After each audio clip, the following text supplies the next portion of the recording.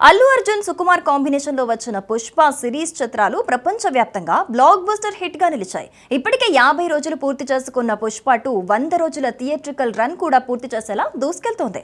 ముఖ్యంగా వీటిలో ఊ అంటావా మామ, కిసిక్ ఐటెం సాంగ్స్ ప్రత్యేక ఆకర్షణగా నిలిచాయి. తాజాగా ఓ ఇంటర్వ్యూలో పాల్గొన్న సంగీత దర్శకుడు దేవిశ్రీ ప్రసాద్ పుష్ప 3వ పార్ట్ లో ఐటెం సాంగ్ పై ఆసక్తికర విషయాన్ని పంచుకున్నారు. పుష్ప 3 సినిమాలో ఐటమ్ సాంగ్ కు నటి జాన్వీ కపూర్ డాన్స్ చేస్తే బాగుంటుందని దేవిశ్రీ ప్రసాద్ అభిప్రాయపడ్డారు. పూజా హెగ్డే, సమంత, శ్రీలీల, కాజల్ అగర్వాల్ లాంటి స్టార్ హీరోయిన్లుగా ఉన్నప్పుడే నా ఐటమ్ సాంగ్స్ లో నటించారు. పుష్ప 3లో ఎవరనేది దర్శక నిర్మాతలు తుది నిర్ణయం తీసుకుంటారు.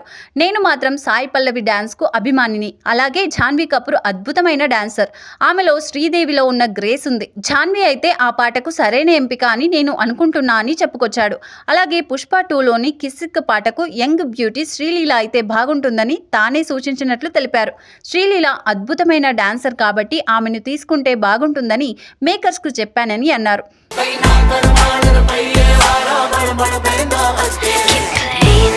పుష్ప 2 ఇప్పటి వరకు బాక్సాఫీస్ దగ్గర 1900 కోట్ల గ్రాస్ చేరువలో ఉన్నట్లుగా ట్రేడ్ లెక్కలు చెప్తున్నాయి. అలాగే పుష్ప 2 సినిమా త్వరలో ఓటీటీలోకి రానుందని సోషల్ మీడియాలో జోరుగా చర్చ సాగుతోంది. విడుదలైన 56 రోజుల కంటే ముందు ఏ ఓటీటీలోనూ ఈ సినిమా స్ట్రీమింగ్ కాదని చిత్ర బృందం ఇదివరకే ప్రకటించింది. ఈ క్రమంలో జనవరి 31న సినిమాను ఓటీటీలోకి తీసుకువస్తారనే చర్చ సాగుతోంది.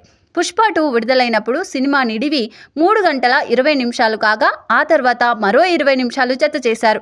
ఓటీటీ వర్షన్లో మరిన్ని సీన్స్ జత కానున్నాయని తెలుస్తోంది.